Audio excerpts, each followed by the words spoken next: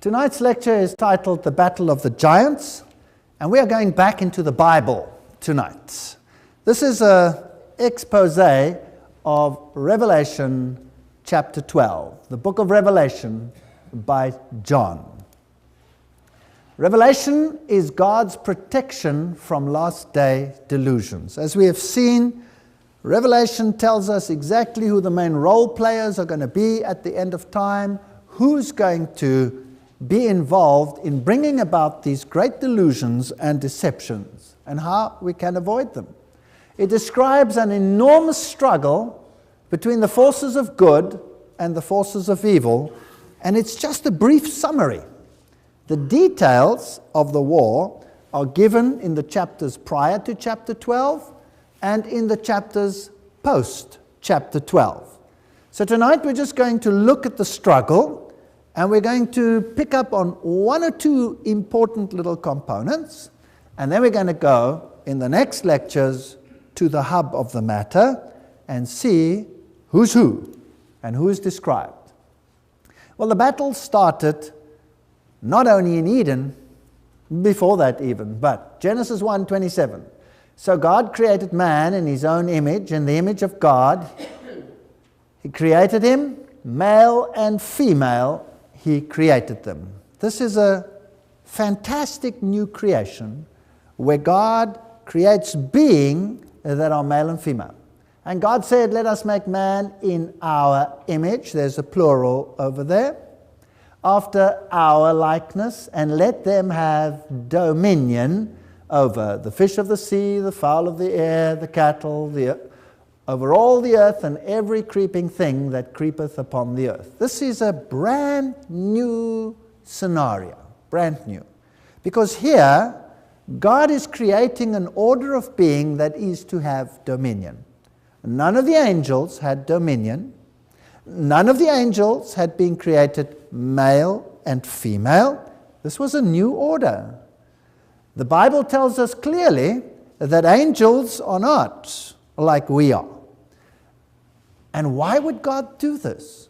You see, God was creating a new order of being who would understand the mindset of God even in the capacity of his creative ability. Because by bringing forth life and nurturing that life, we can learn to understand what it means to have the watch care of a loving God. If we bring forth children into this world, we know that we have to plant a hedge of protection around them. Love requires it. Doesn't that make sense? Love requires it. And so God had put a hedge of protection around his creation, which is known as the commandments of God.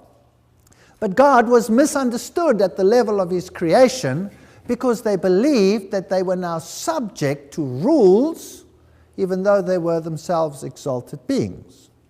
And so this battle arose. God's answer, in part, to this problem is a new order of being. God blessed them, and God said unto them, be fruitful and multiply. He hadn't said that to any other angel. Replenish the earth, subdue it, have dominion. He hadn't said that to an angel either. God is the only one who had dominion over the fish of the sea and over the fowl of the air and over every living thing that moves upon the earth. Genesis 1:26-28.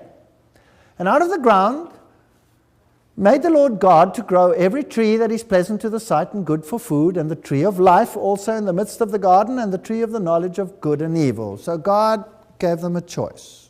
God said, here's a choice. You can choose to know the good and to practice the good, or you can choose the knowledge of evil and have sadness, pain, and death. Choice is yours. Free agents. You can choose. The greatest gift that God has ever given to anything in the universe is the gift of choice. Because without the gift of choice, we would be robots. And any love that we receive from anyone else would be by force or compulsion or programming, but wouldn't be by choice, making it meaningless. But the very nature of choice requires that we can actually choose. That means we can choose against God. And that is a risk that God took. But he didn't take it lightly. He was prepared to die for it. Now the serpent was more subtle than any beast of the field which Jehovah God had made. And he said unto the woman, Yea, has God said, You shall not eat of any tree of the garden? So he questions the word of God.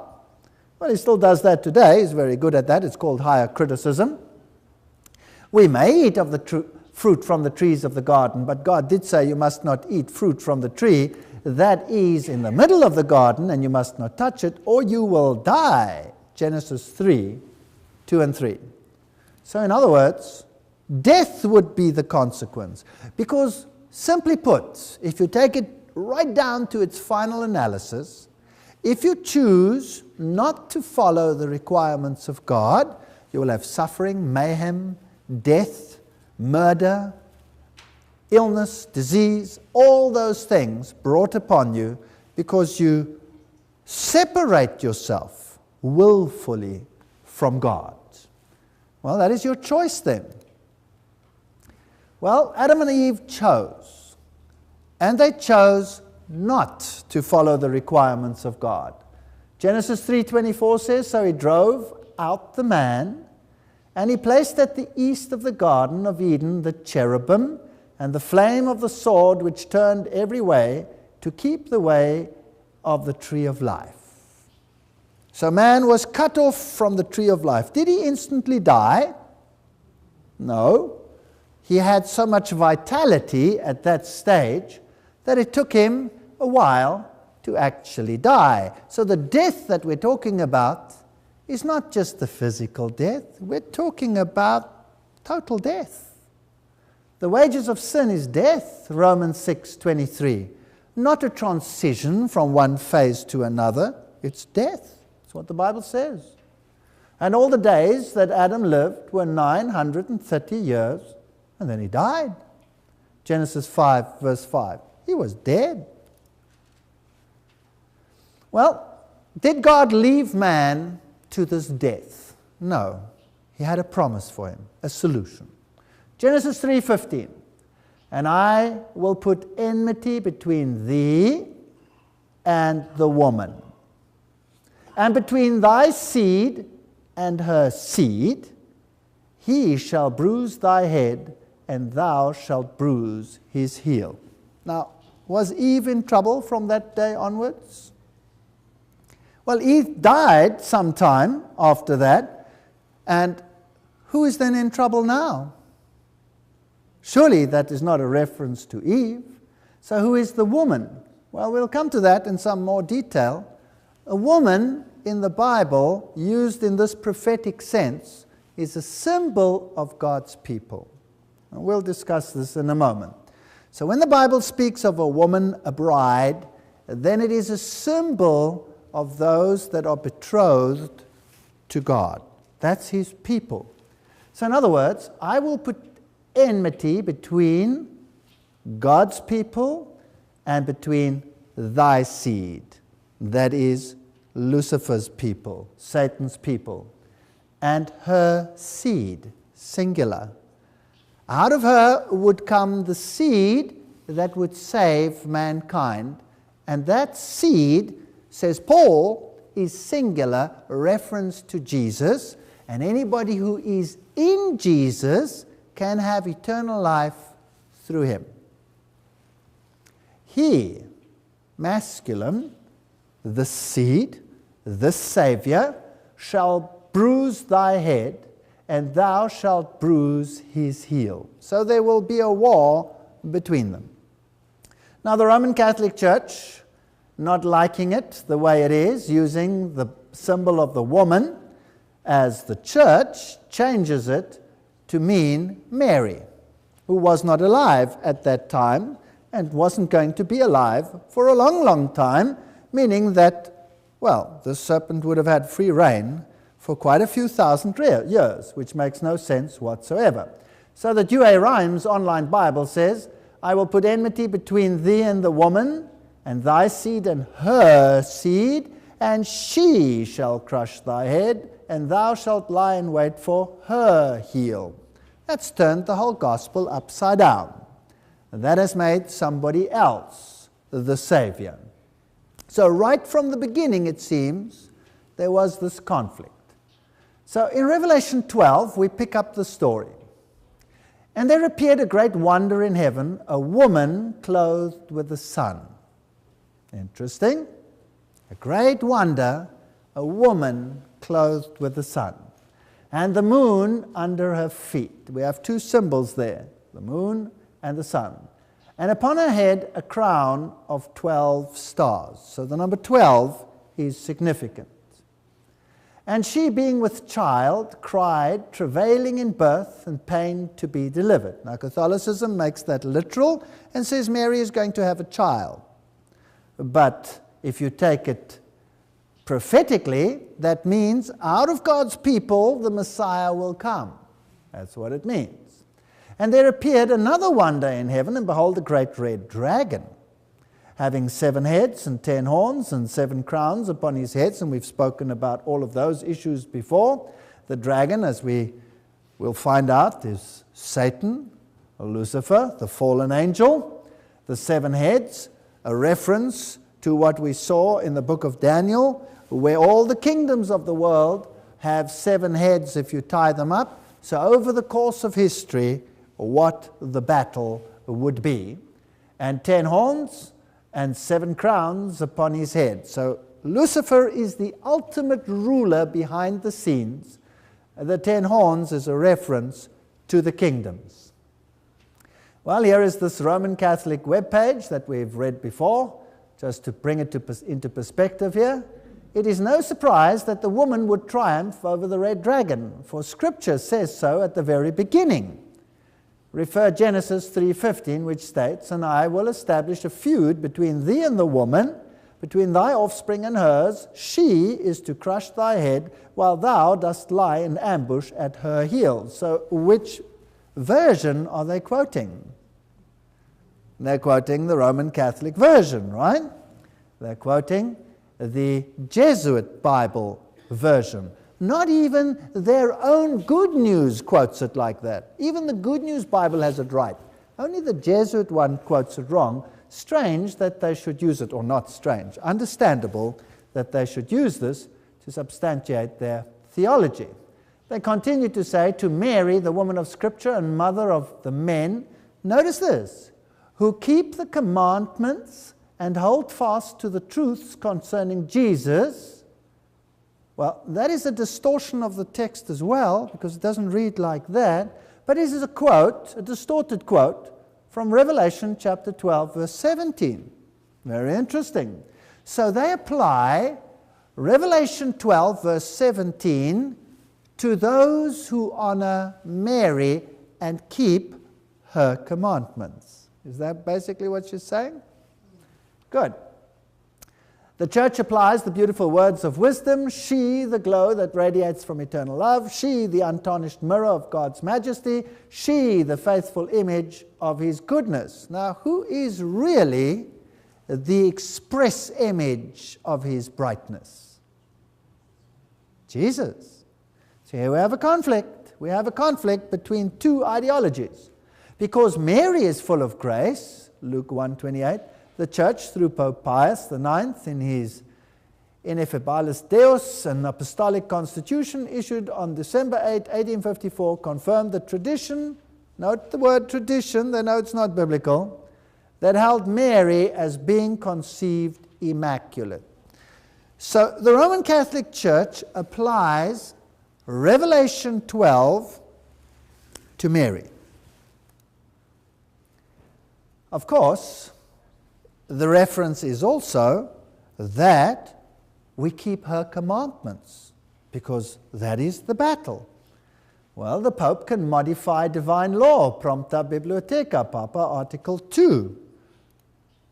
And if we look at the 10 Commandments as they are given in the Bible, and we compare it with the 10 Commandments as given by the Roman Catholic Church, even their Bible, their official Bible has it right. Only their catechism book has it wrong. The original commandments given by God, thou shalt have no other gods before me. Well, I am the Lord your God, you shall have no other gods before me. That's the same. The second commandment, thou shalt not make for yourself any graven image or any likeness or anything in heaven above, on the earth beneath, shall not bow down to them, etc., etc., etc. That commandment is gone here. Gone in the Roman Catholic Catechism. So, the third commandment, thou shalt not take the name of the Lord thy God in vain, now here becomes the second commandment. You see that? Remember the Sabbath day, keep holy the Sabbath day, is now the third commandment, which was the fourth. And then the rest are the same. Honor thy father, thy mother, do not steal, etc., do not kill, etc., all the way down. Thou shalt not bear false witness, thou shalt not bear false witness. But they've taken out one, so now they have to divide the 10th into two, which is the thou shalt not covet commandment, which Paul clearly lists as one commandment. Thou shalt not covet thy neighbor's house, thou shalt not covet thy neighbor's wife, nor his manservant, nor his maidservant, nor his ox, nor his ass, nor anything that is thy neighbor's. Now please note how they have to turn it around, because it really doesn't make any sense to say as a whole commandment, thou shalt not covet thy neighbor's house. That doesn't make any sense, right? So they've split it rather the other way around and made the 9th commandment, thou shalt not covet thy neighbor's wife. Well, at least they acknowledge that the wife is more important than the house. And then, thou shalt not covet thy neighbor's goods. So they've split that round a little bit. Now, Protestantism, in the Augsburg Confession, is just a little bit more honest than that, and leaves it in the right order, although the commandments don't make much sense then. So that's an interesting analogy. So one commandment is gone, and one commandment, the day has been shifted. The Sabbath now here is not the 7th day, but the first day, and the 10th commandment is split into two, so that we have 10 commandments again. So this is the law of Catholicism, and those that follow Mary must keep these commandments, as we will see in another lecture, which is quite an interesting little tug of war between two rulers, the God of heaven and the prince of this world. Well, we continue. The Catholic Encyclopedia admits it quite freely. The Church, after changing the day of rest from the Jewish Sabbath, or the 7th day of the week, to the first, made the 3rd commandment, which although it should be the 4th commandment, so here they admit that they must have removed one, otherwise it wouldn't be the 3rd one, right? They admit it. Referred to Sunday as the day to be kept holy as the Lord's day. But Jesus says in Matthew chapter 5:17, think not that I am come to destroy the law and the prophets. I am not come to destroy, but to fulfill, to live them out, to show you. And then he continues to say, not one jot or one tittle will by any means disappear from the law until all has been accomplished, till heaven and earth pass away. Not one jot, not one tittle will pass from the law. So according to the Bible, the law stands forever. Roman Catholicism says, no, we're above the Bible, we change the law. Revelation 12:4, and his tail, this is now the serpent's tail, drew the 3rd part of the stars of heaven. And if you look at Hebrew parallelism in the Bible, you'll find that the stars represent, in this prophetic sense, angels. So we can say that Satan drew 1/3 of the angels with him, and it cast them to the earth. And the dragon stood before the woman, which was ready to be delivered, for to devour her child as soon as it was born. Out of God's people would come the Messiah, and Satan was watching the times of fulfillment, which are given in the book of Daniel precisely, and he was looking and waiting for the deliverance of this child. And when this child was to be born, he wanted to destroy him instantly. And she brought forth a man-child who was to rule all nations with a rod of iron. And a child was caught up unto God and to his throne. In one verse, you have the birth of the Messiah, and you have his resurrection, and you have his ascension into heaven. all in one verse. But you can see it's a very masculine verse, although Catholicism would like to emulate it, and therefore they have Mary's ascension into heaven. So she also dies, but is woken up and has an ascension into heaven. So everything is a counterfeit. And the woman fled into the wilderness, where she has a place prepared of God that she should feed her there 1,260 days. Now, if this is Mary, we have a problem, right? If this is Mary, we have a problem, because how does Mary fulfill the prophecy of fleeing into a wilderness for 1,260 days, prophetically speaking? If we continue, and there was war in heaven, so it's a backtrack. God is explaining what happened, why there is this battle on this earth. And it says there was war in heaven. Michael and his angels fought against the dragon, and the dragon fought and his angels. So there was a war in heaven already. Revelation 12 verse 8 says, and prevailed not. So the dragon did not prevail, neither was their place found any more in heaven. So a third of the angels rebelled against the government of God. There must have been a battle for the minds of the angels. And I can imagine that Satan worked with all cunning deception that you can imagine. Insinuating hate, insinuating unfairness, and insinuating that he was deeply wronged as the main angel in heaven, not to receive more honor and glory. Sad, sad story. He does the same today. Everybody has a hunger for glory, and that can only be satisfied if others are obsequious and bow down to you. That is when you get your glory satisfied on this earth, and that's probably what he tried in heaven. And Jesus, being the humble one that he is, never used his methodology. He never forced himself upon anyone, but just let his character speak for itself. And so it came to a rebellion. But he prevailed not, neither was their place found any more in heaven. Now Michael and his angels. Now who's Michael? The Jehovah's Witnesses will tell us Michael is an archangel. But what does Michael mean? Michael, look it up in any children's book of names. What does Michael mean? It means he that is what God is. He that is what God is. When God came to this earth as man, he was to be called Immanuel, God with us. Call his name Yeshua, Yahweh the Savior. You see, the name has a meaning. You know, we today have a name and that's it. But in biblical times, the name had a meaning, a very special meaning. And so you find that names change as circumstances change in the Bible. Can you think of any such interesting cases when names change, when circumstances change?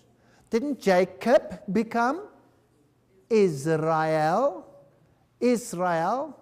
Now, Jacob means the supplanter, the one who takes the place of. And he was the second to come out, but he took the place of the first by tricking him, of which he repented later, most certainly repented. But when he had found Christ, when he had wrestled with God for forgiveness, repented of his sin, then he was called Israel. He who had wrestled with God and overcome. See, name changed because circumstances had changed. Now, Michael, he who is what God is. Let's have a look. Who is Michael? Michael is called in Daniel chapter 10 verse 21, your ruler. So he's the ruler of God's people.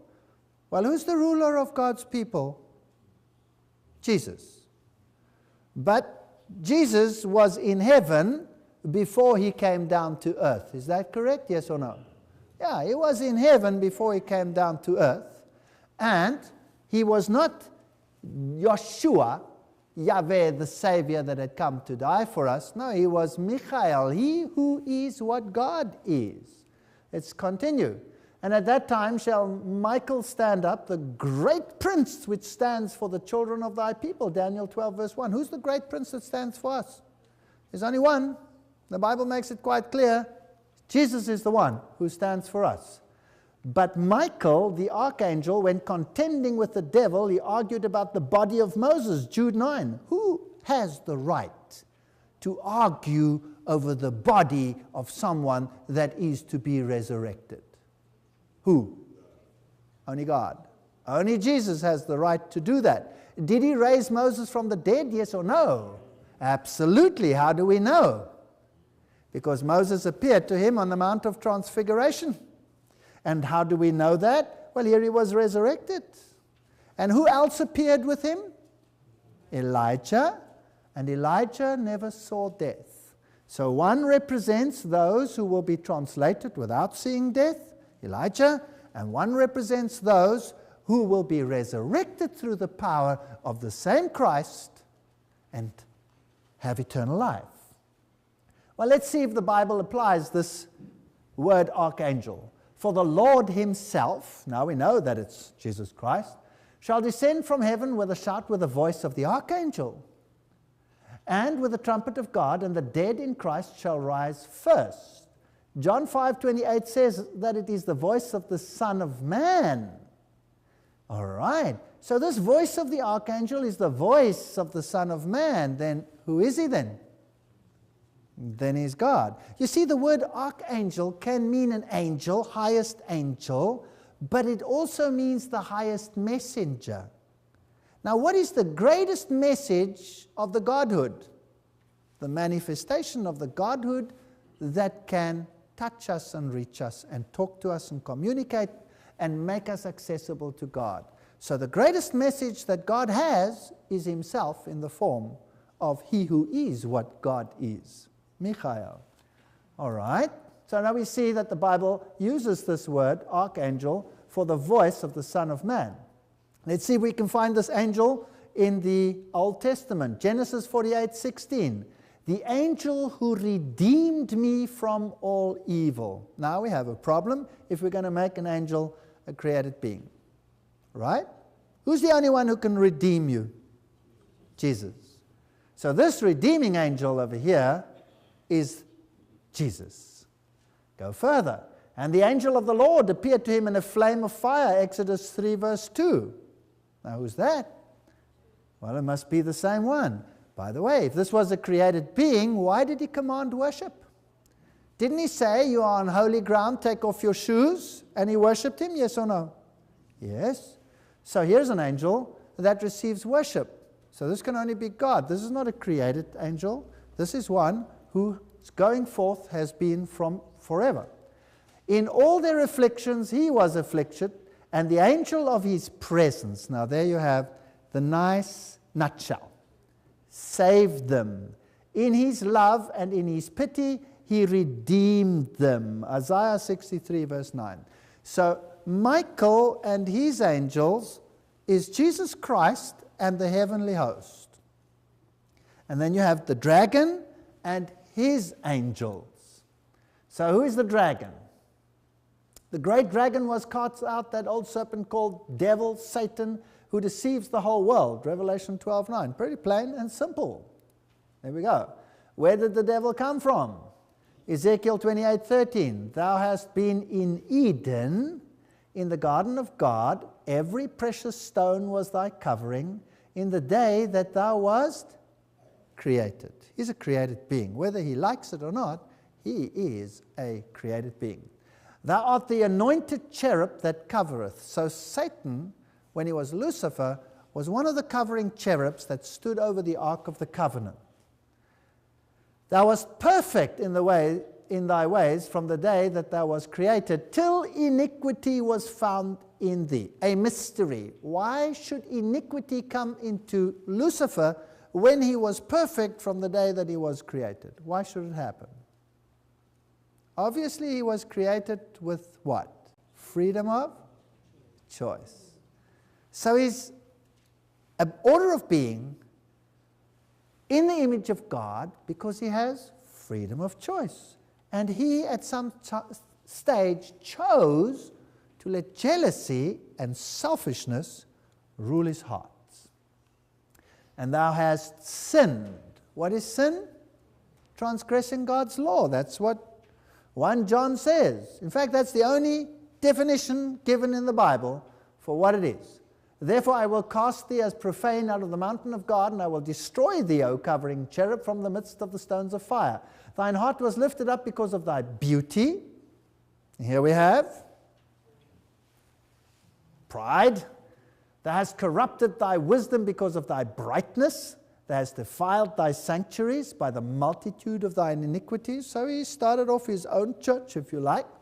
Therefore will I bring forth a fire from the midst of thee, it shall devour thee, and I will bring thee to ashes upon the earth in the sight of all them that behold him, and never shalt thou be any more. What will happen with Satan at the end? He will be destroyed. That's not what the Christian world teaches there, but this is what the Bible says. We'll have to look at that in some detail as well. So, what is Masonry, high Masonry now, and the secret doctrine of Masonry do with this concept? They have to turn it upside down. Do you remember these quotes? Let me give them to you. The appellation Satan, in Hebrew, Satan, and adversary, from the word shatana, to be adverse, to persecute, belongs by right to the first and cruelest adversary of all the other gods, Jehovah. Wow. Not to the serpent, which spoke only words of sympathy and wisdom, and is at the worst, even in the dogma, the adversary of men. Okay, Secret Doctrines, Volume 2, page 388. Now, I have those books, so this is genuine. It stands there. It's not hearsay. So, what has the inner circle of Jesuit teaching done to the doctrine of God being the one who cares and loves us and saves us? What has it done to that doctrine? Turned it upside down. You see, they say God wanted to prevent us from knowing something. Yes, God wanted to prevent us from knowing something. He wanted to prevent us from knowing evil. Because he never wanted a mother to cry at the grave of her dead son or daughter. That's why. And he never wanted the heartache that we have on this planet. Yes, it would be a good thing if we never knew evil. It would be a very good thing. But unfortunately, we're living with it. So they turn it upside down. Now, the good guy is the serpent, and the bad guy is Yahweh. Secret Doctrine, Volume 2, page 390. Therefore, Jehovah was called by the Gnostics the creator of, and one of the ophiomorphs, the serpent, Satan, or evil. All right, so we've turned it upside down in Masonry. And in the inner circle of the Roman Catholic Church, remember that it was formed and created by the Jesuit order, and we have a whole lecture on that, the secret behind secret societies. You remember that one? Secret Doctrine, page 418. Esoteric explanation may, however, bring some order in this confusion, because the Bible now says the exact opposite. Let's look at it from the esoteric point of view, says Blavatsky, in which Jehovah becomes Satan and Michael and his army. Isn't that interesting? So they also believe that Jehovah is Michael. Satan and the rebellious angels, owing to the indiscreet endeavors of the too faithful zealots to see in every pagan god a devil. Okay, interesting. Let's make it even clearer. Secret Doctrine, Volume 2, page 508. That Michael being simply Jehovah himself, one of the subordinate spirits at best. Okay, so if we're looking at the story, then we see Michael, the one who is what God is, and his angels fighting against the dragon who has been cast down to the serpent. They turn it around and say, no, the bad guy is Jehovah. But they are free to admit still, this is the strange thing, that it is the good guy who's down on earth here now. So they're admitting at least that he got licked up there and got thrown out. Well, let's see Secret Doctrine, Volume 1, page 71. The devil is now called darkness by the church, whereas in the Bible he's called the Son of God. The bright star of the early morning, Lucifer. There's a whole philosophy of dogmatic craft in the reason why the first archangel who sprang from the depth of chaos was called Lux, Lucifer, the luminous son of the morning, a man vantatic dawn. He was transformed by the church into Lucifer or Satan because he is brighter and older than Jehovah and had to be sacrificed to the new dogma. Ooh, biting. Revelation 12, 7, 9. And the great dragon was cast out, that old serpent called the devil and Satan, which deceives the whole world. He was cast out into the earth, and his angels were cast out with him. That's what the Bible says. You can choose whether you want to believe the one or the other. The Bible says he got thrown out. Even the inner circle of Masonry believe that the one ruling down here now got thrown out, but they say he will be reinstated. That's not what the Bible says. Revelation 12, 10 and 11. And I heard a loud voice saying in heaven, now is come salvation and strength and the kingdom of our God and the power of his Christ, for the accuser of our brethren is cast down, which accused them before our God day and night. So the Bible says, devil is down here, not the good guy. And they overcame him by the blood of the Lamb and by the word of their testimony, and they loved not their lives unto death. So here, Jesus came to this earth. He died for us. He demonstrated to us that God is love. There is no greater evidence than this. God is love. And you can believe their lie, or you can believe this. Revelation 12, 12. Therefore rejoice, ye heavens, and ye that dwell in them, that's the angelic host, because they must have had a long time of misery too. This war has been going on for a long time. Woe to the inhabitants of the earth and of the sea. That's the peoples, the nations. For the devil is come down unto you, having great wrath, because he knows that he has but a short time. So God is going to limit his time. God is going to cut his little experiment with sin short.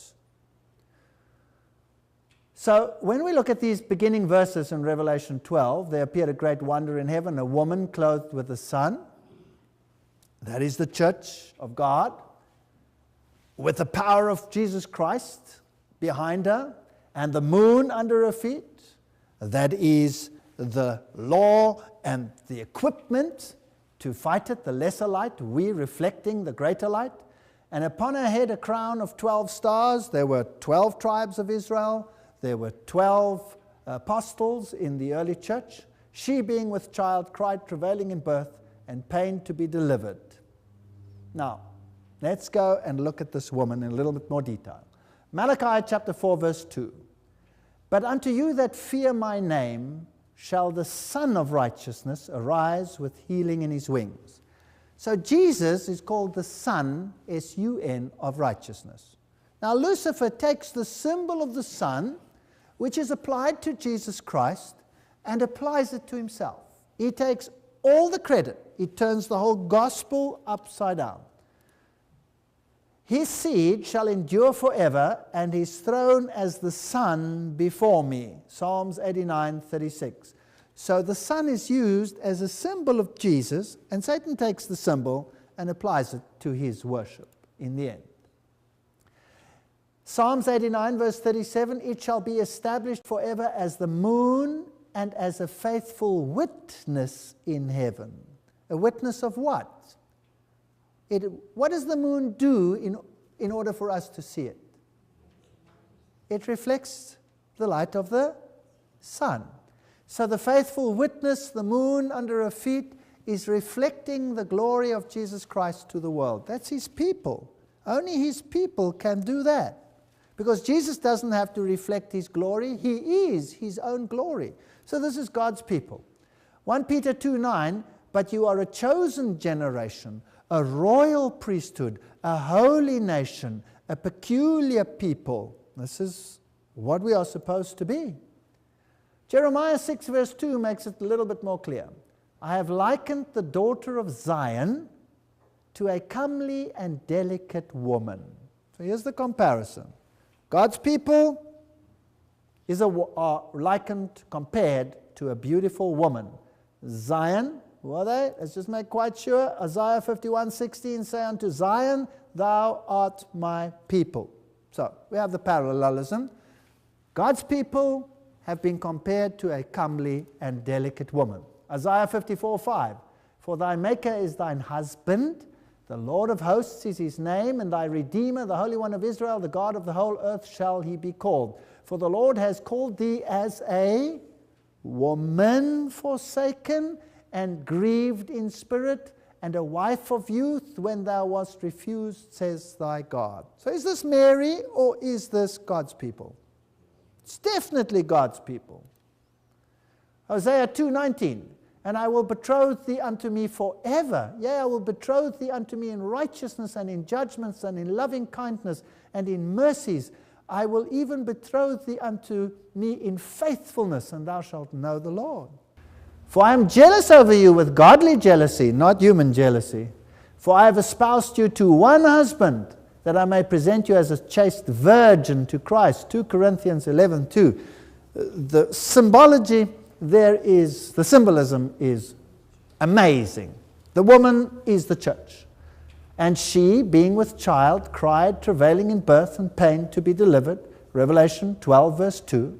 And she brought forth a man-child who was to rule all nations with a rod of iron, and a child was caught up unto God and to his throne.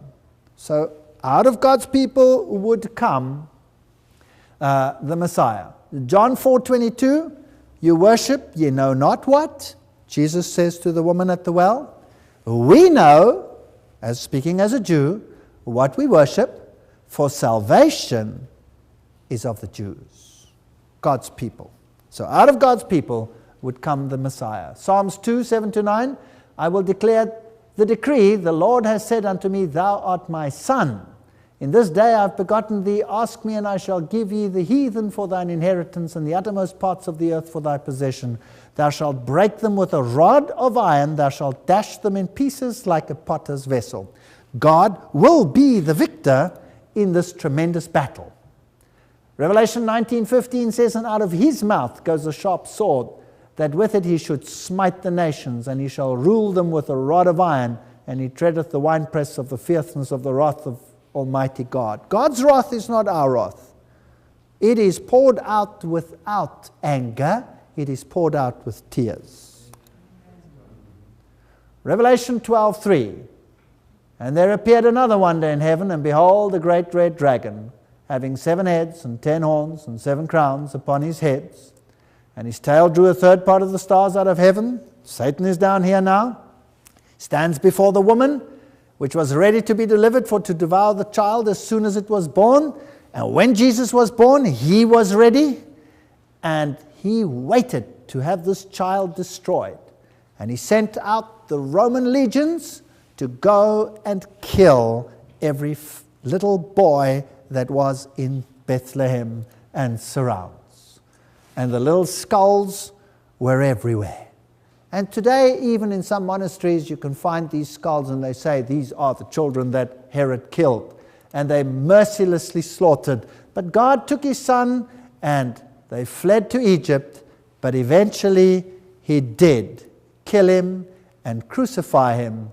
For the wages of sin is death, but the gift of God is eternal life through Jesus Christ our Lord. Romans 6:23. And then he ascended into heaven, where he sits on the right hand of the Father, and he will come to reclaim his kingdom. And I pray that we may all be on his side. Now the adversary side, let's have a look at this. Hebrews 2:14. Since the children have flesh and blood, he too shared in their humanity, so that by his death he might destroy him who holds the power of death, that is the devil. So the devil thought he had him beat. He thought he had him licked. And the greatest apparent defeat turned into the greatest victory of all time. So the Old Testament church was guided and protected by God so that it could proclaim and bring forth the Messiah. Revelation 12:13, and the dragon persecuted the woman which brought forth the man-child. Now, is this Mary? Or what did the dragon do after the Lord had been taken up to heaven? What did he do? He persecuted God's people.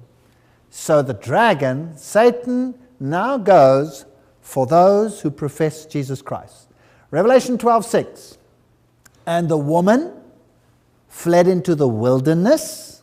That's a place of paucity of people, not many nations, a wilderness, dry place, hidden to the solitary places, where she has a place prepared of God that they should feed her there 1,260 days. Revelation 12:6. Now we've heard that one before. Now let's look at some Hebrew parallelism here. 1,260 days. If we go to Revelation 12:14, we have the same symbolism.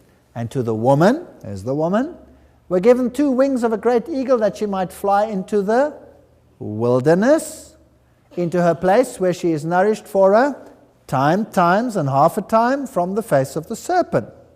So we have 2 times mentioned here. 1,260 days, time, times, and half a time, but we have the same symbolism. We have the woman, we have the wilderness, and we have a time. What does that tell us? That it's the same time period. Prophetically, it's the same time period. I have appointed thee at each day for a year, Ezekiel 4:6. So that would mean 1,200 prophetic days, making it 1,260 literal years. And we have these time periods in Daniel 7:25, time, times, and the dividing of times. Daniel 12:7, time, times, and half a time. 3.5 prophetic years, 3.5 times 360, 1,260. 42 months, 42 prophetic months, 30 days per month. That was the Hebrew month. 30 times 42, 1,260. 1,260, 1,260, time, times, and half a time, 40 and 2 months. 1, 2, 3, 4, 5, 6, 7. 7 times. 7 is the number of completeness. This power takes the place of God, gets it 7 times. Now we've dealt with this before, the 1,260-day period, when we dealt with Revelation chapter 11. So I'm not going to deal with this in detail. Suffice to say that the papal system officially commenced its rule in 538 and was officially ended in 1798 in an apparent wound when Berthia took the Pope captive and Napoleon declared that the rule of the papacy was at an end. Of course, the Bible says the wound will heal and she will once again qualify as a beast and the whole world will follow her. But during this 1,260-day period, from 538 to 1798, the papacy relentlessly persecuted God's people who scattered and hid themselves in the wilderness. Numbers 1:51 to 53, the tabernacle was pitched in the midst of the people, and John 1:14, Jesus in the midst of his people, the tabernacle, the way to salvation, Jesus the door, Jesus the sacrifice, Jesus the one who washes you, Jesus the light of the world, the intercessor, the bread of life, the one who shields us from the consequences of the law. That's the story of the tabernacle and covers us with his righteousness. That all stands for Jesus Christ. The church in the wilderness and the tabernacle in the wilderness. Beautiful parallels between the Old and the New Testament. So Satan's object was to attack God's church. He was furious. He had not overcome Jesus Christ. Jesus Christ had been raised from the dead. He knew his battle was lost, and now he was raging. Who was going to be his sword? Revelation 17:3, I saw a woman sit upon a scarlet-colored beast full of the names of blasphemy. We've dealt with that in detail. Upon her forehead was a name written, Mystery, Babylon the Great, the mother of harlots and abominations of the earth. Revelation 17:5, we dealt with that in detail. The mystery, Babylon the Great. The city of Babylon had its origin when God confused the languages at the Tower of Babel. The term Babylon in Revelation represents religious confusion, and Bab-el, Babel, another portal to God, another way of being saved. So what does the system represent? Number one, it represents the authority of man. Number two, the word of man. They changed the word of God. They're the ones that are going to give the norms. The works of man, how to be saved by your deeds. The law of man, how they changed it eventually into human rights. And the traditions of man. Well, God says we must choose. 1 Kings 18:21, and Elijah came unto all the people and said, How long halt ye between two opinions? If the Lord be God, follow him. But if Baal, then follow him. Is there a choice here?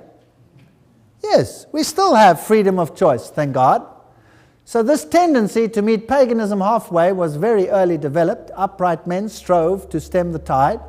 But the apostasy went on till the church, with the exception of a small remnant, was submerged under pagan superstition. The Two Babylons by Hislop, page 93. And so paganism came into the church masquerading as Christianity. We have had a look at the symbolism, the half moon or the sickle moon and the star, symbolizing the birth of the Messiah, that would empower you to become gods and live forever. And it had the same system in Mesopotamia as they had in Egypt, where they had the Trinity, Isis, Horus, Set.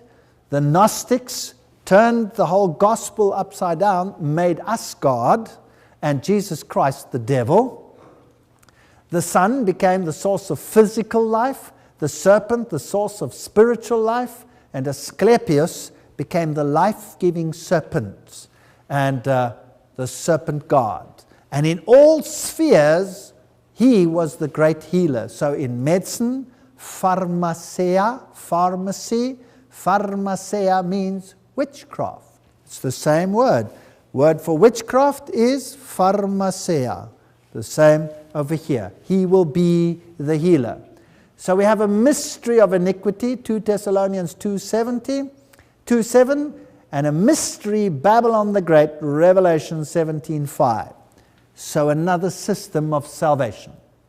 2 Timothy 4:4, they will turn away from listening to the truth and give their attention to legends. How do you make war against the woman? Physically and spiritually. And the times of his ignorance, God winked at. I like this text, Acts 17 verse 30, because the question is always asked, what about the poor people who do not know? What about the poor people in Catholicism today who worship God according to the best dictates of their conscience? What about them? Are they all going to be lost? No. In the times of this ignorance, God winked at their ignorance. He closed an eye. He judges them according to the light that they have and according to their ability to do what is right given the circumstances of their knowledge. That's a fair God. I like that. Therefore to him that knoweth to do good and doeth it not, to him it is sin. James 4:17. Oops, there's the flip side. In other words, if you know what right and wrong is and you do it not, what then? Then it is for your sin. Then you become responsible. Well, this man, Constantine, he wrote the first laws contrary to the law of God, and anybody who wasn't willing in the early times of Christianity to obey was persecuted. But they overcame him by the blood of the Lamb and by the sword of their testimony, which was the word of God, and they loved not their lives unto the death. Revelation 12:11. So these persecuted ones suffered under this tremendous attack of the dragon. So early Christianity was based totally and completely on God's word. And they believed that they were justified freely by His grace through the redemption that is in Christ Jesus, Romans 3:24. So the divine system is totally the opposite. It's the authority of God, it's the Word of God, the love of God, the law of God, the teachings of God. Now, what does Robert Schuller say about that? He says, no, we've got it all wrong. We must get away from this idea that religion is God-based. It should be man-based. So aren't we back in the system of Babylon, yes or no? He's teaching a Babylonian religion, so he's part of Babylon. And the woman was arrayed in purple and scarlet color, decked with gold, precious stones, pearls, having a golden cup in her hand, full of abominations and the filthiness of her fornication. We did a whole lecture on that. I'm not going to repeat that. But this is what the system is all about. Revelation 17:1-2, come hither, I will show unto thee the judgment of this great whore, apostate system, that sits upon many waters, with whom the kings of the earth, unfortunately, we saw that when we did the United Nations lecture and the New World Order, have committed fornication. And the inhabitants of the earth have been made drunk with the wine of her fornication. And the whole world believes all these strange doctrines, which are not even biblical. Christianity became popular and, well, it became a majority religion. They are as much heathen as they were before. Error and corruption now came in upon the church like a flood. Where is history? Church history, page 54. This is just a fact. Revelation predicted that thousands would be deceived as the false teachings of ancient Babylon entered the church. And why? Ephesians 6:12, for we wrestle not against flesh and blood, but against principalities and powers and rulers of darkness of this world, against spiritual wickedness in high places. We worship God, and if we dare to worship God, we have the ire of the serpent upon us, and, well, many people capitulate and rather follow him. But if you stay with Christ, then this is your battle. You will wrestle against these, and there will never come a time until you go to your grave that you will not face this adversary. So the king of Babylon's word issued from his throne under the authority of the sun god, and that was law. Whatever he said was law. But the Bible says, and he's the head of the body, the church. Jesus is the head, who is the beginning, the firstborn from the dead, that in all things he might have the preeminence. So two systems. Today we have a papacy that says all power under my feet, and we have Christianity, true Christianity, which says all power under Jesus' feet. And the two never shall meet except in opposition. There will come a clash. History repeats itself. Thou shalt not make unto thee a graven image, thou shalt not bow down thyself to them, nor serve them, Exodus 24:5. So they had literal ones. Today we have perhaps more spiritual graven images, but they're there. Notice what Ezekiel said of his time. Ezekiel 8:16. At the door of the temple of the Lord, between the porch and the altar, were about 25 men with their backs towards the temple of the Lord and their faces towards the east, and they worshipped the sun towards the east. There you have sun worship. So their backs were towards the temple, and God had designed the temples in such a way that they faced in the opposite direction of pagan worship systems. That's interesting. We'll see why in a moment. And yet, they turned their backs on the temple and faced east. Interesting. So their backs were there. And the sun was the foremost god with heathendom. This is an interesting quote. The sun has worshippeth as this hour in Persia and other lands. There is in truth something royal kingly about the sun, making it a fit emblem of Jesus, the Son of Justice. Hence the church in these countries would seem to have said, keep that old pagan name, it shall remain consecrated, sanctified, and thus the pagan Sunday, dedicated to Balder, became the Christian Sunday, sacred to Jesus. The Catholic World, March 1894, page 809. Sunday being the day on which the Gentiles solemnly adored that planet, the sun, the Christians thought it fit to keep the same day and the same name of it, that they might not appear causelessly peevish and by that means hinder the conversion of the Gentiles. So this is what Roman Catholicism did. They just took it up. And the old sun worship is alive and living today. In Egypt, the sun was represented by a huge red dot. We'll talk about the red dot at a later stage, and you'll be surprised where it pitches up in the world today. And of course, the birth of the sun god. Here we have the goddess, Nut, giving birth to the sun, temple of Hathor. There she consumes the sun, and then she gives birth to him, and he is born. You have the same in the Egyptian system over there, the sun being born, then she gives birth, and the sun god is born. Same in the Aztec religion in Mexico, the sun god being born by the woman. Here you have the throne of Sri Lankan kings. You have the sun over there as part of the worship system. The throne of pharaohs had the sun on it, and the Roman throne had the solar disk on it. So they were all pagan sun worship systems. If you go into Egyptology, you will find the red discs in the horns, and you have the lions support the sun disk on the horizon. That was part of Egyptian religion.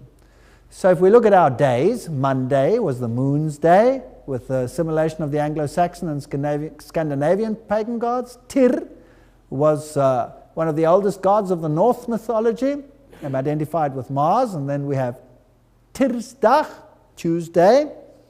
Wednesday was from Woden, or Odin. Thor, thunder god. In German it's Donnerstag. The word Donner means thunder. Of the early Germanic people, became synonymous with Thursday. Then we had, equated it with Roman Jupiter. Friday is named after Frigg, the wife of Odin, the mother of another pagan god, Balder. There you have all of those. The day of Saturn, or Saturday, followed by Sunday, the day of rest and recreation, as it is observed today. The Sun in Myth and Art. That's a UNESCO publication. So they're telling us today, our whole system, our whole culture is based on pagan sun worship.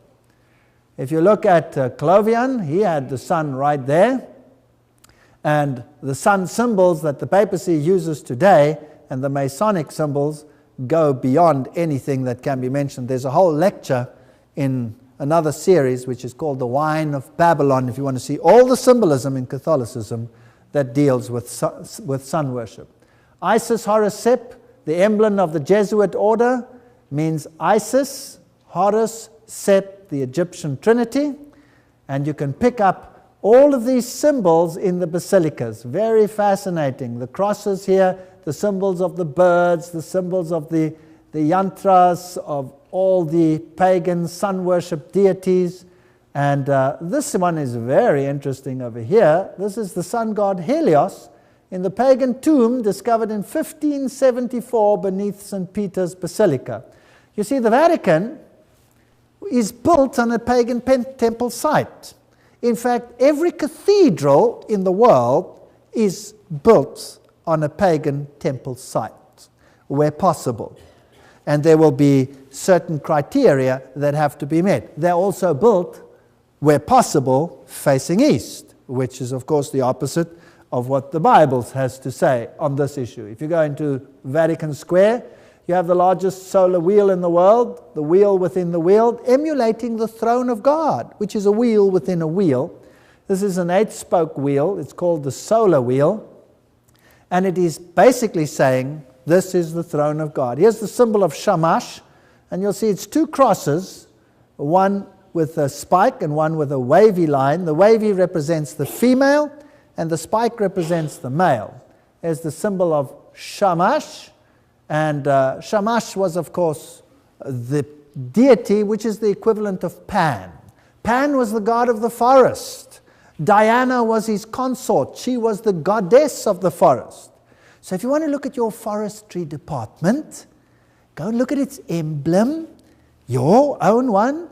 I saw it today at your forestry station. It's the symbol of Shamash. Very interesting. And here's another symbol up there, a cylinder seal of Persian, you have the symbol of Zoroaster up there, and here you will find it in Bombay being used today. You'll find it with Zoroastrian priesthood, which is alive and alive today. This is the system of worship. The flame is a symbol of the sun in Bombay. Here are the priests working with the flame, symbols of Shamash. Symbols of sun worship you'll find in Buddhism, you'll find them in Islam, you'll find them in the yin-yang system, the knowledge of good and evil, male, female, the Ankh, you'll find it all over the place. Vishnu, Zoroaster, Quetzalcoatl. Here you have the Mitsotom. You'll find it on the Roman Catholic cathedrals, on the floors, everywhere. This is pagan sun worship at its best. You'll find the Chanuk with its 1, 2, 3, 4, 5, 6, 7, 8, 9 burning lamps. I was amazed when I was in Israel and I saw the big banners of the menorah with 9 candles. And I thought, what's happened to them? This is blatant paganism being flashed on their walls all over Israel. The tricolon. If you go to Hinduism, the Aleph, the number 1, the first one, he has the sun symbols on it. Howdah, seat on elephant, decorated with solar motifs. Elephants in Hinduism. Aleph means the first one, the one. One is a symbol of Lucifer. If you went into the ancient religion, Horus was depicted as a bird of prey. If you go into the Indian religions of the world, that is also how they depict their deity. If you go to the Indian witch doctors, the shamans, you'll see the solar sun worship systems on their back.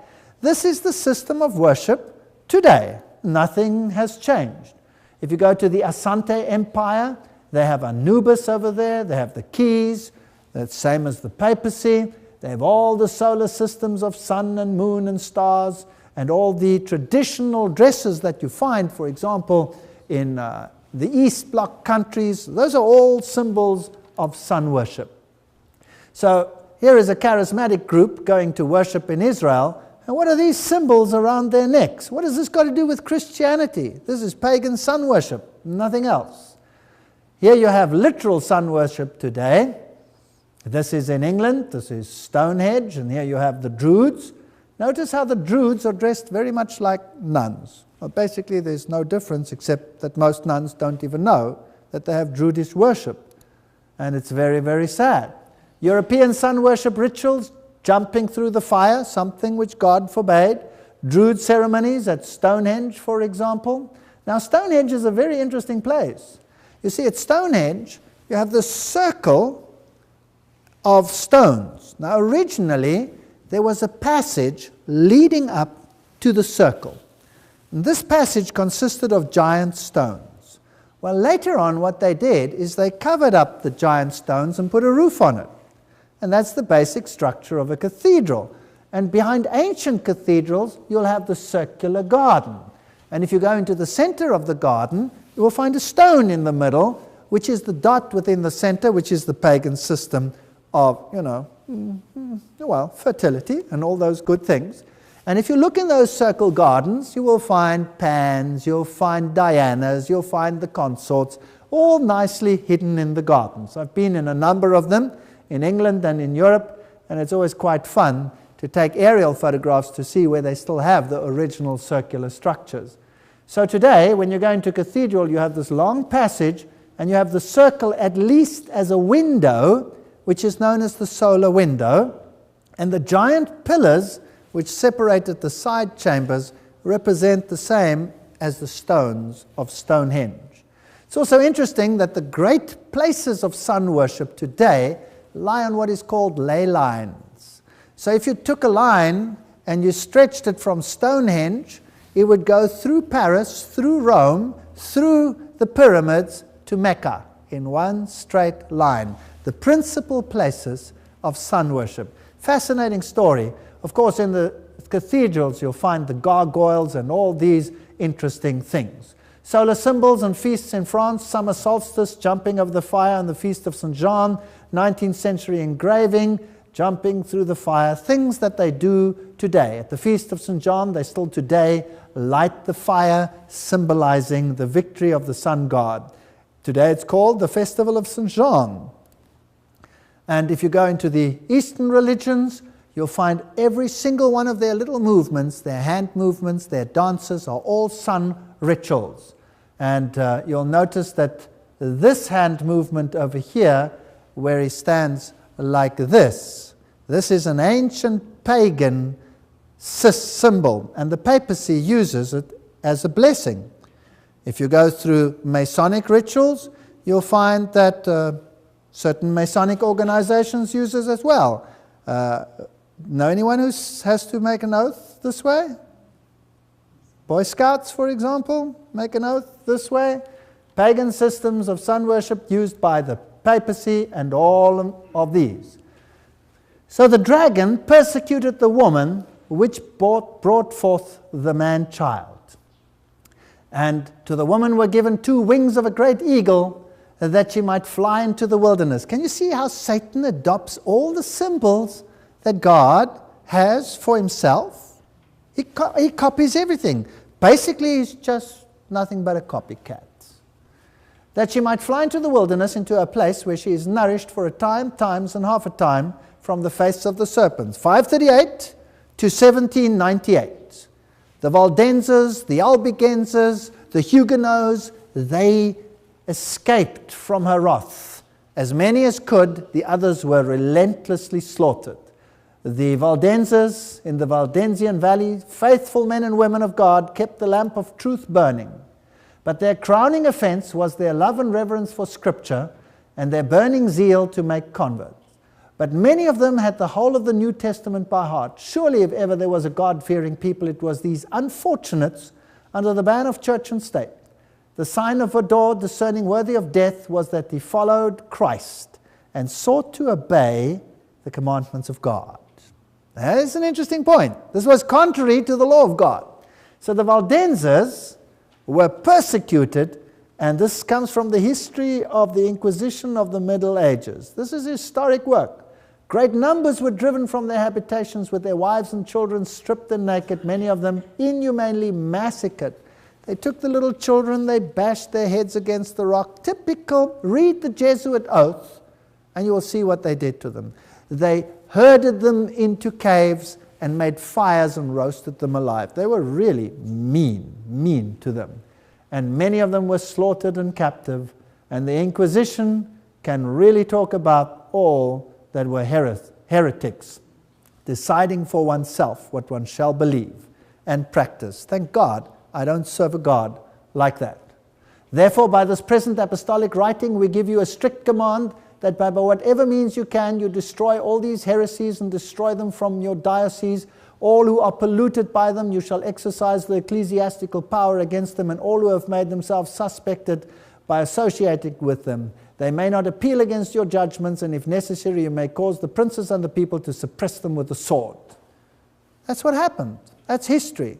So the dragon persecuted the woman, and Pope Leo had this medallion printed or pressed where he has the woman with a cup in her hand, Fides, on the back. And today there are just some remnants in the Waldensian valleys of how these people lived and what they did in high up, out of reach places. And the church proudly showed Loyola, the Jesuit founder, slaughtering the opposition. The two that are at the base of his sword are Luther and Calvin. They harried them out of the land. Johann Hus, he was one of the first heralds. First, he was not allowed to say the Mass, and he was only allowed to speak, which was a blessing.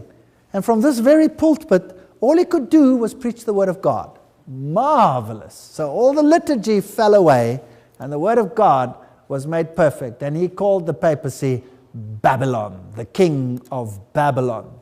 This was his original church. There was his pew. And up against the wall, he had the poster of the Pope riding on a great horse.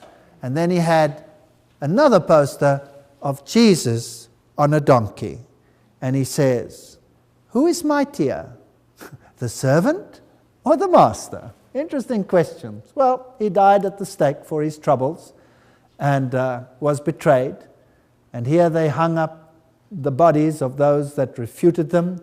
These are the Huguenot monuments. We've discussed those. So the Martin Luthers and the Melanchthons, this one the fiery one, this one the gentle one. Sometimes you need people like Peter, sometimes you need people like John. Martin Luther, John Wycliffe, John Knox, Tyndale, Calvin, these were the great preachers. And the serpent cast out his mouth water as a flood after the woman. So what did he use? He used the nations of the world to persecute. He used particularly France. France will have a tremendous account to give one day. Verse 15 said, and he said, Revelation 17:15 declares, and he says unto me, the waters which thou sawest, where the horse sitteth, are peoples, multitudes, nations, tongues. We don't have to guess. So the nations were sent to persecute God's people, but the earth, where there was no water, opened up its place, so they fled. They came to the United States. They are living right here in this country today. The offspring of these brave people. They went to Africa. They started a new life. And their symbol represents freedom, but unfortunately with a bite in it. It's Masonic. And the dragon was wroth with the woman, and he went to make war with a remnant of her seed. Now, this woman fled into the wilderness for 1,260 days. That brings us up to the date 1798. And she flees into the solitary places, and the new world is populated. And Protestantism takes hold in the new world. And out of this Protestantism, a new remnant arises. And the dragon was wroth with the woman, with the church, and then he went to make war with the remnant of her seed. Now, who are they? Well, here's an attribute which keep the commandments of God and have the testimony of Jesus Christ. There's the clue. And we will have to find out from the Bible who this is. I'd like to know, who is this remnant that makes the dragon angry, that keeps the commandments of God, and has the testimony of Jesus Christ? And what does that mean? Well, Daniel says, and at that time shall Michael stand up, the great prince, which stands for the children of thy people, and there shall be a time of trouble, such as never was since there was a nation, even at that same time. And at that time thy people shall be delivered, every one that shall be found written in the book. Wow. We are living in the very end of time. The woman of the wilderness is over. The dragon is now wroth with the remnant of her seed, they that keep the commandments of God and hold to the testimony of Jesus. But Michael will stand up before he can destroy them. And I will destroy thee, O covering cherub. Therefore will I bring forth a fire in the midst of thee, and I shall devour thee, and I will bring thee to ashes upon the earth. Ezekiel 28:16 and 18. This battle between these two gigantic forces, Michael and his angels, and his church, the woman, and Satan and his angels, and his church, the whore of Babylon. Those two are going to come into a final clash. And it would be interesting to know whether both sides can identify the other. That would be exciting. What if the one side literally said, that's them? We'll see. Blessed are they that do his commandments, that they may have the right to the tree of life, and may enter in through the gates into the city. Revelation 22:14. So it's really worth it to keep the commandments of God, not to earn your place in heaven, but because you choose to obey God rather than man. That's the crux of the matter. It's a question of obedience out of love, not obedience to gain something. To gain something. The Bible says, godly sorrow leads to repentance. But there is a sorrow which does not lead to repentance. What's the difference between those two? The sorrow that does not lead to repentance is a sorrow over loss, not over what you have done. A sorrow that leads to repentance is a sorrow that leads to the acknowledgement that I am at fault and I have a problem. And I am in need of a Savior. And when I have recognized Him, Jesus Christ, and I take hold of Him and am empowered by Him to start cleaning up the act and doing what is right, it is He that does it, not me, and it is by His grace that I am saved and not by my works. So, yes, they keep the commandments, but not to earn their way to heaven, but rather because they admire and honor their Savior, their Redeemer. Two systems at war, a dragon and a woman in white. And the attributes, they keep the commandments of God and they hold to the testimony of Jesus. Ephesians 4, verse 4 and 5 says, there is one body, one Spirit, just as you were called to one hope, when you were called, one Lord, one faith, one baptism. Are there thousands of faiths that lead to heaven? Or one? One. And only one. And tonight we will have to make a decision which side we are going to be on, either the one or the other. And of course we will have to know more details before we can understand the full relevance of this mighty battle between these two ideological systems. The one says you will obey man, the other one says you will obey God. And those two systems are going to clash. In tomorrow night's lectures, we're going to put it on the table. Let the Bible do the talking, and we're going to go straight to the hub of the matter, and then we will see in the subsequent lectures exactly who's making war on who, what the final outcome will be, and what the intervention of God is going to be like. In the Bible, we're going to do those fantastic chapters. Revelation chapter 10, Revelation chapter 14, 12 and 13 we've already done. We're going to do the final chapters, the restoration of all things. Don't miss it, because this is what the final answer is. Without it, you will only know what's bad, but you won't know what the solution to the problem is. So God bless you and keep you as you ponder these things, and see you tomorrow.